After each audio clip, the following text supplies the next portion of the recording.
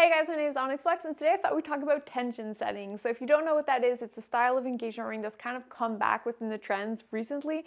So I wanted to kind of give you a little breakdown of some of the pros and the cons that as a jeweler, I would almost say not to get one. Please don't. So let's just jump into it. So first of all, what is a tension set ring? It is literally what it sounds like. It is where the center stone is held in place by tension instead of prongs. And so normally, what is a prong? Most rings will be set with these kind of like little metal fingers. That's what I'm referring to when I say prongs. This is not going to be set like that. It's going to be set generally between two bands of metal that are kind of like squeezing the stone into place.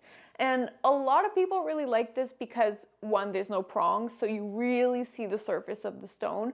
But two, because it kind of has like this cool effect that the stone is a little bit more like floating, more light passes through it. So it has a very kind of like modern, sleek look to it. Personally, it's not a design that I like, but I'd love to know your thoughts. Number one, tension settings cannot be resized. Because of the function of the way that it's set, any time that you are going to basically resize a ring, the base of the ring is going to be opened and it's going to either add metal or remove metal, which is then going to cause the tension to shift on the center stone. And so if you need to, resize, let's say a little quarter of a size to maybe a half a size, that's not the end of the world. But most people, when they're going to be coming in to resize their ring, very, very rarely is it anything under half a size. You need to think like, do I want children? For clients who've had pregnancies, I can easily resize their ring anywhere from a half a size all the way to a size and a half.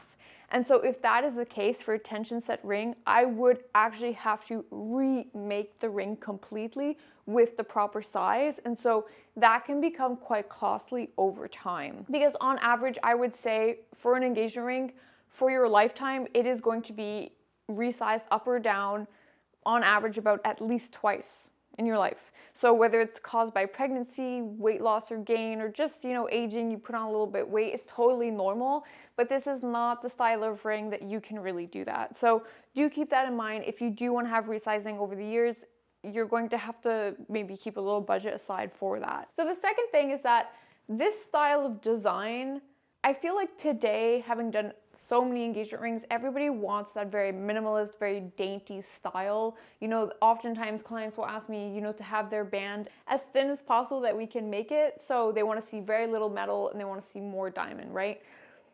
This is not a style of ring that you can do that. In order to have enough tension to hold the center stone in place, the metal needs to be thick enough. Like I can't do a tension set ring under 2 to 2.5 millimeters thick minimum, because I need to make sure that it's going to be strong enough to withstand like everyday wear and tear.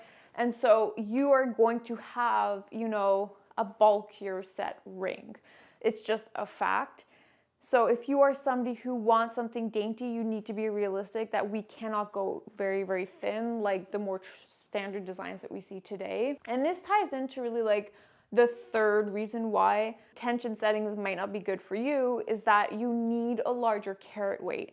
Because the bands need to be a little bit on the thicker side, a little bit on the chunkier side, the carat weight of your stone needs to increase. Because what ends up happening is that like you see so much metal with very little stone, it doesn't look good. Anytime you have an engagement ring, we always, as designers, want to design the ring in a way that emphasizes the center stone.